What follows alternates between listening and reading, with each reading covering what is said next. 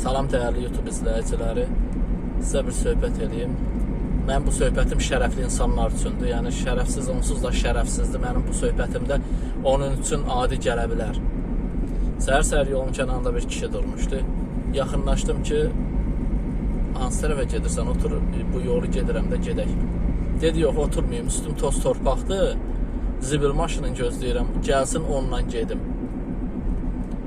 Ya dedim, otur, problem yoxdur, nə deməkdir? Dedi ki, oturdu. Dedi, 2 gün bundan qabaq onun problemini yaşamışam. Ya ona görə istəmirəm taksiyə minəm, ya başqa bir maşına minəm. Dedim, nə problem? Başladı həyatını danışdı ki, mən 15 il idi, ailə qurmuşdum. Evladım yox idi. 3 il olar Allah Teala bir evlad nəsib elədi deyir. O da ki, invaliddir.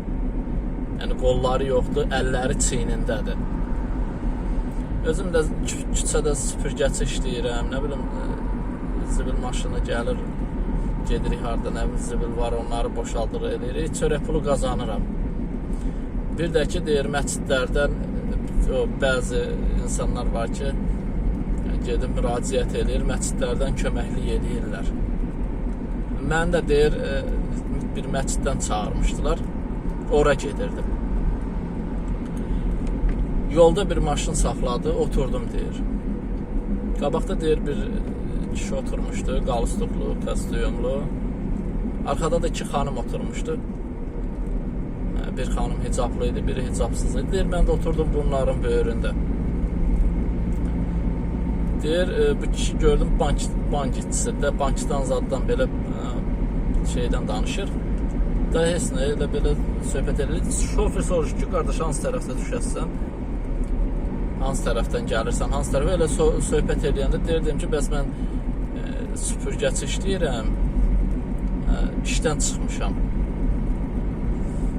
Deyir, elə bunu deyəndə gördüm ki, bu bank işçisidir, nədir, indi o qabaqda oturan şoferə nəsə dedi. Şofer maşını yavaş-yavaş kənara çəkir, deyir ki, kənara çəkə-çəkə deyir, qardaş, maşından düşə bilərsən. Deyir, dedim ki, niyə ki, qardaş? Deyir ki, müştəri narazıçılıq edir. Deyirdim, qardaş, sən məni oradan gətirmirsən, bu yolun ortasıdır. Burada maşın da yoxdur ki, mən başqa maşına minəm gedəm. Mən nətər edim, bir də bu boyda yol qaydım geri. Deyir, incimədə, bəs müştəri narazıçılıq edir.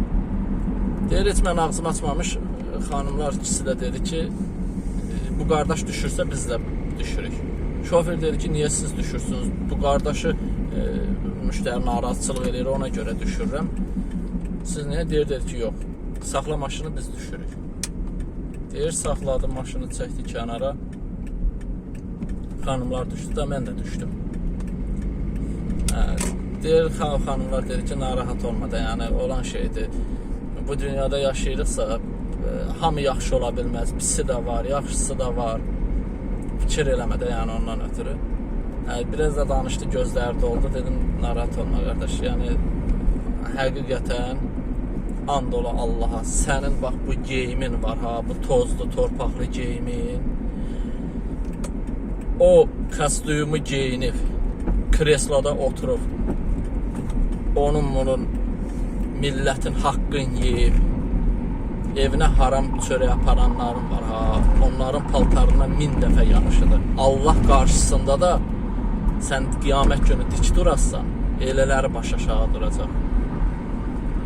Fikir eləmə dedim, narahat olma. Onsuz da dedim, şərəfsiz də dedim. Çünki onu o qədər haram yer ki, elələri.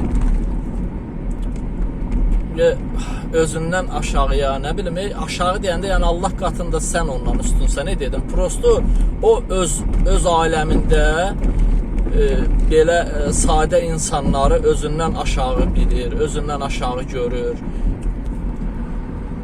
Dedim, narahat olma qardaş, bax belə. O şoferdəki dedim, o şoferin özü də şərəfsizdir. Onun da qanı xarabdır ki, onun əgər şərəfi, qeyrəti, ləyaqəti, mənliyi olsaydı, o qabaqda oturan var, ha, onu düşürərdi maşından ki, düş şərəfsiz, sən düşməyə layiqsən bu maşından. belələri yox. Çünki bunlar halal zəhməti ilə evinə çörək aparır. Halal qazancın işləyib, gedir hər yerdə işləyir. Nə bilim, birinin zibilin yığır, küçələrdən zibil yığır. Evinə halal tikə aparır. Amma sən bankın işçisisən. Bankın işçilərinin hamısına şamil eləmirəm. Yəni Allah bilir bu kimlərin, nə bilim, haqqına girib, nə bilim, kimlərə artıq nəsə yazıb, nə eləyib, nə iş görüb. O qədər haram yeyib ki,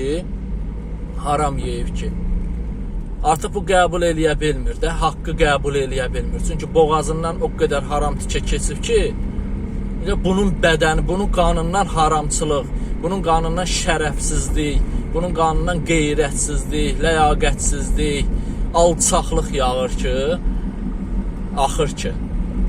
Ona görə bu, belə sadə insanları özündən aşağı görür.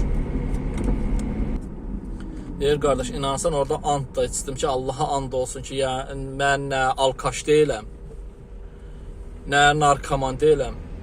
Yəni, istəyirsiniz, bax, yerimi də deyim, ünvanımı da deyim, işlədiyim hansı ərazidən hansı əraziyə işləyirəmsə, o ərazini də deyim.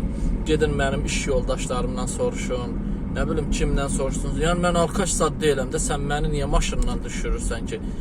İndi ola bilər də, indi üstüm bu gündədir. Bəlkə də deyir, hə, o da ola bilər ki, yəni, tər iyi də gələ bilər məndən.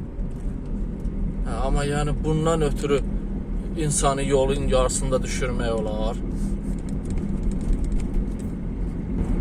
Dedim, qardaş, and ola Allaha. Allahın səbri genişdir, narahat olma. Allahın səbri genişdir. Onlar hamısı var ailələri. Bir gün vaxt gələcək, o vaxt çox az qalıbdı o vaxtda.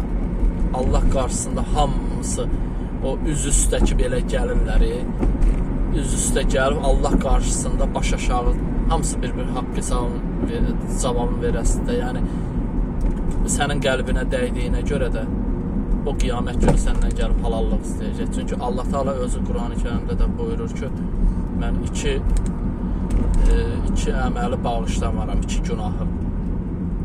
Biri Allaha şərik qoşmaqdır, Allahı inkar eləməkdir. Biri də qul haqqına girməkdir. Çünki Allah Teala deyir ki, bu qulla sənin aranda olan bir haqq hesabdır. Get ondan halallığını al, ondan sonra gəl, mən sənin digər əməllərinə baxım. Sənin boynunda qul haqqı var. Get birinci o qul haqqını həll elə, ondan sonra gəl. Yəni dedim, elələri çoxdur. Çoxdur, çox. Hamısı bax bu aşağı təbəqədə, yəni kasıb insanların var, ha. Hamısı bir-bir gəlib ayağına düşüb halallıq istəyəcəklər. O qədər elələri var. Narahat olma. Fikir eləmə dedim, olan şeydir. Elə bil ki, olmayıbdır. Heç elə bil dedim, olmayıbdır, başını da dik tut sən. Çünki o baş aşağı olası insanlar elələridir ki, haqq yeyirlər, cəmaatın haqqını yeyirlər, cəmaat da söyür, nə bilim, qarğış eləyənləri var, söyənləri var. Amma sən dedim, kimə nə edirsən ki, öz əl qabarından, halal zəhmətindən çörək qazanırsan. Sənin vallah dedim ki, bir dənə quru çörəyin var, ha. Elələrinin ən zəngin süfrəsindən belə üstündür də dedim. Ən zəngin süfrəsindən belə üstündür. Çünki sənin yediyin halal tikədir, halal çörəkdir. Amma tək yaban çörək olsa belə, sənin yediyin çörək halal çörəkdir. Amma onların yediyi çörəklər, millətin haqqını yeyirlər onlar. Millətin haqqını yeyə, bax, qudurub elə bir vəziyyətə düşüblər. Ona görə sən rahat ol. Sən narahat olma. Sən niyə narahat olursan ki? Qoy elələri narahat olsun ki, sabah Allaha verəcək bir cavab fikirləşsinlər ki, Allaha hansı cavabı verək ki, hansı söz deyək ki, Allah bəlkə bizi bağışlayar. Heç inanmıram Allah elələrini bağışlayar. Bu millətin bu qədər insanların haqqını yeyənlərin Allah hara bağışlayır günahların? Millətin haqqı qalıb onların boynunda. Allah ədalətlidir. Allah heç vaxt qul haqqı yeyənləri özü bağışlamaz. Göndərər, get o qullardan, o bəndələrimdən halallıq al, gəl. Ondan sonra mən sənin digər əməllərinə baxım. Gəlsin onlar da, gəlsin görün bu qədər kasıb qiyamət günü onlara halallıq verər. Qəti, heç vaxt inanmıram. Heç verməz. Bir şəxsən mən özüm ömrü boyu vermərəm. Nəyə görə verməliyəm? Mənim haqqımı yeyən insanlara mən nəyə görə halallıq verməliyəm? Bax belə, nə bilim. Allah bizi mərdimazarlardan, şərəfsiz, qeyrətsiz, ləyaqətsiz, haramxor, qul haqqı yeyən insanlardan uzaq eləsin. İnşallah.